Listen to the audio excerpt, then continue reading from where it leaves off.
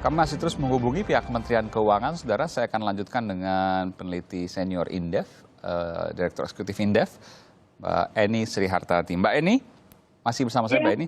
Mbak Eni, lalu kemudian apakah Anda juga sudah mendengar bagaimana kemudian mekanisme transfer atau pemberian uang ini Rp600.000 yang akan diberikan kepada 13 juta pegawai swasta dengan take home pay atau upah di bawah Rp5 juta per bulan. Ini luar biasa. Ya, jadi kan pasti pemerintah basis data 13 juta itu kan yang harus diperjelas dulu dari mana gitu kan. Ya. Yang pasti kan kalau kita lihat dari proporsi pegawai yang ada di swasta, itu tentu yang penghasilannya di bawah 5 juta itu tanpa harus melihat data. Terus terang saya belum lihat datanya, tapi dari struktur tenaga kerja kita yang mayoritas juga masih SMP ke bawah gitu, terutama di perusahaan di kawah industri, Mas Aiman. Coba kita lihat rata-rata mereka kan UMP gitu kan, dan jumlahnya di industri itu, tenaga kerja di industri manufaktur yang UMP ke bawah itu lebih dari 13 juta. Lalu pemerintah menetapkan 13 juta itu basisnya apa? Gitu kan. Makanya kalau memang basisnya katakanlah tadi yang selama ini terdaftar di BPJS Kesehatan ataupun di BPJS Ketenagakerjaan, kenapa nggak mekanisme yang sudah jelas itu saja yang digunakan gitu kan?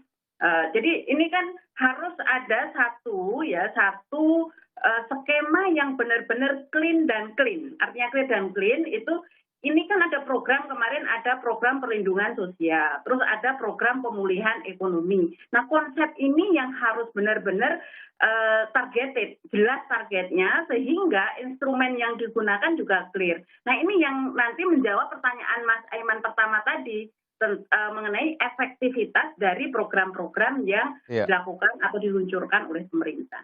Iya, lalu kalau seandainya tadi, saya tertarik untuk kemudian menghitung lagi, kalau seandainya lebih dari 13 juta tadi, kalau kita bicara soal buruh ya di industri manufaktur itu lebih jumlahnya dari 13 juta dan di mayoritas mereka adalah dengan upah UMR ya di daerah masing-masing tentu bervariasi antara 2 juta sampai 4 juta rupiah, kemudian yang paling tinggi 4 juta rupiah sekian. Nanti kan kasusnya kayak prakerja lagi, Mas Aiman. Jadi kan prakerja waktu itu kan targetnya cuma 5,6 juta, sementara yang mendaftar ternyata membludak gitu kan.